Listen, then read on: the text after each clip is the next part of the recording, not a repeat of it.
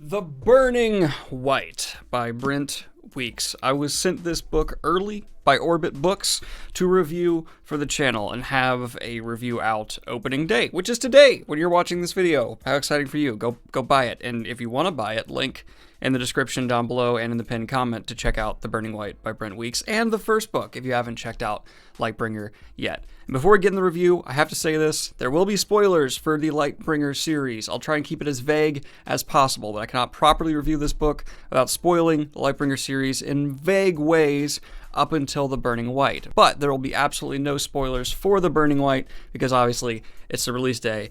None of you have read it. I have. I did. I'm very excited to say I did read this, and here are my thoughts on it after I talked to you about my first meetup.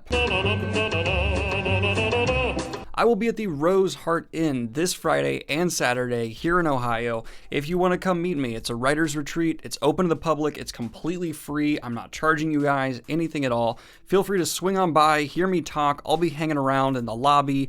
I'll just be chilling, and we can chat. We can chitty chat about fantasy and stuff. It'll be a lot of fun. So if you want to come meet me, details on the screen. Rose Heart Inn this weekend. I'll see you there. So The Burning White. This is the last book in a series I have repeatedly said is in my top 10 fantasy series of all time, for multiple reasons. Lightbringer has stellar character work. One of my favorite morally gray characters of all time exists in these books with Andros Guile. I truly don't think I will ever be able to write a character as captivating as Andros Guile. Not just the character work though, but the relationship dynamics and building that happen here, especially through the Blackguard, are standouts to me that I will be pointing to until the day I die of how to do relationships right in writing. And what Brent Weeks is very well known for as well is his action scenes, and that remains true all the way to the very end of Burning White.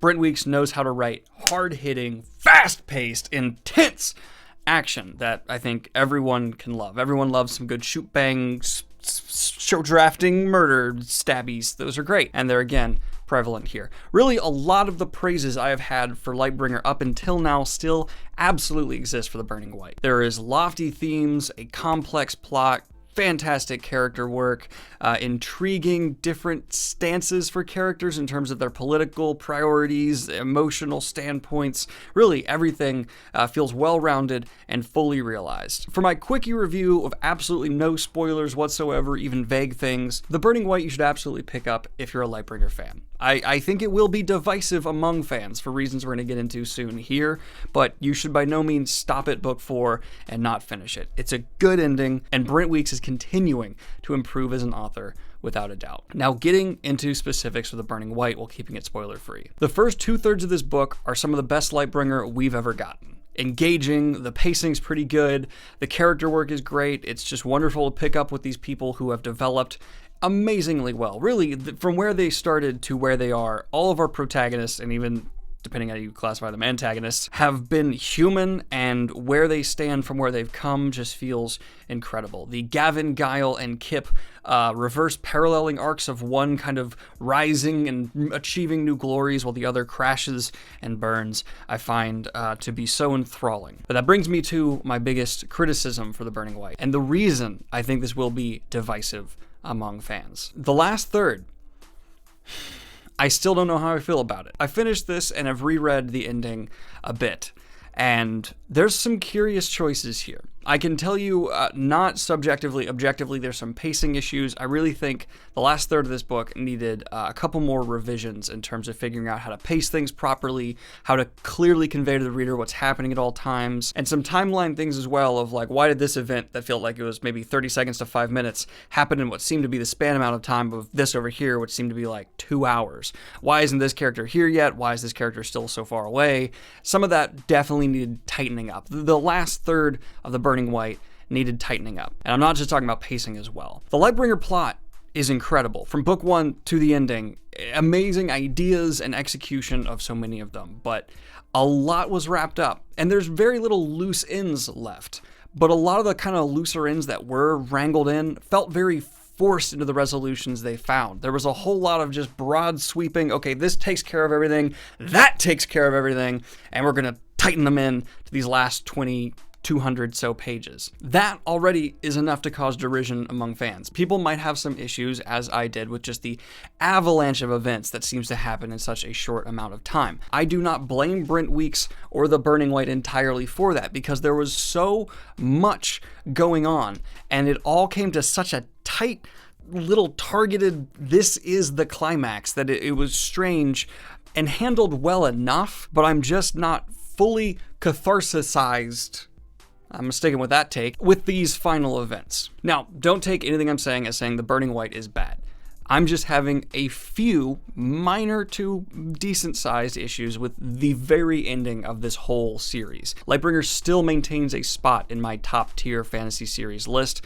I absolutely dig it, and I enjoy seeing Brent Weeks continually improve. He's getting better and better and better, and it just makes me so excited to see his next project, because the magic system here was so great, the characters so phenomenal. I want to see what ideas he's had in the last few years as he finished this one that he's going to now bring into his next big project, whether we get that in a year or 5, however long it takes. It's art. Let the guy rest and enjoy the victory that clearly is the Lightbringer series. This will go down in history as a great fantasy series, and will be one people are coming back to for a long, long time. I'm legitimately serious when I'm saying, like, if people come to me with like, hey, what advice do you have for writing like a team dynamic, a group dynamic, friends, all of that, which is so integral to having a successful story, my answer will be go pick up Lightbringer and get through the Blackguard's development and conclusion, because oh my god, that group is a shining beacon for me. Keeping it vague as well, the characters whose conclusions satisfied me the most were definitely Andros Giles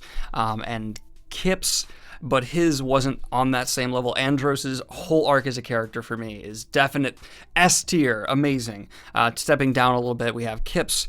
Then below that, we have Karis, Gavin, Tia, and then once after that area where we're getting into the I wasn't fully satisfied where they ended up. Actually, pretty much all of the Blackguard I feel like really did well. I had some issues with the Revolution with Iron Fist here, but again, I have to keep this spoiler free, and I probably will do a spoiler filled video later down the road. Now, the biggest question I am left with is there is a lot of themes explored in Lightbringer, a lot of religious questions asked, political ideologies examined. It's fascinatingly well done, and it makes this series so rereadable, because especially with a lot of conclusions, I'd love to go back and re-examine where these characters started and really dive into how I believe their character development was handled. But one of my larger issues with the ending was, once again, Brent has avoided delivering us hard answers, which I feel like is largely the right thing to do when you're handling theming and religious questions, because one, if you answer a religious question definitively in the text, you're automatically going to piss a lot of people off, and then another group of people is going to be pissed off because they just don't like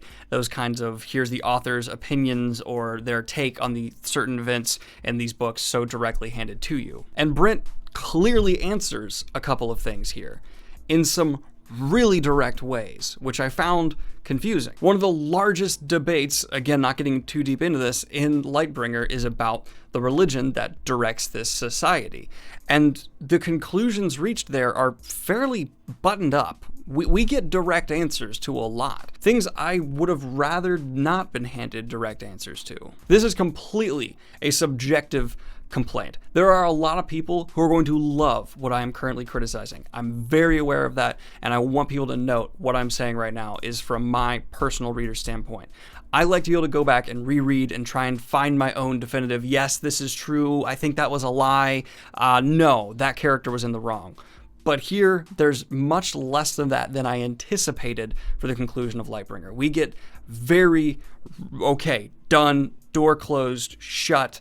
This is a more black and white than we think answer. It's hard to keep this spoiler free. God damn. I'm really excited a couple weeks from now to come back to this comment section once people have finished The Burning White and seeing what they have to say about my thoughts. Because I think this is a book that will cause a lot of discussion. My hat's off to Brent Weeks for writing that, because I think that is an admirable thing to accomplish. And I cannot wait to do a reread down the road and a spoiler chat as well. I plan on doing a few more spoiler chats in the future, and I'm excited to see where we go from here on the fantastical adventures Brent will write for us. I'm feeling if you're a Lightbringer fan, of course, finish it out of 10 for The Burning White. And if you're not a Lightbringer fan and haven't picked it up yet, definitely pick it up, because the series ends fairly strong, if not strong, depending on how you interpret some things. Absolutely out of 10 for you guys. Anyway, y'all, thank you so much for sitting through this review with me. Like and subscribe if you have not already. Hit the Patreon if you want to support what I do here, and check out those affiliate links if you'd like to support the channel, and check out this book, which will certainly cause some harsh, lofty, political, religious discussions in people's homes. Have a good one, y'all. Peace.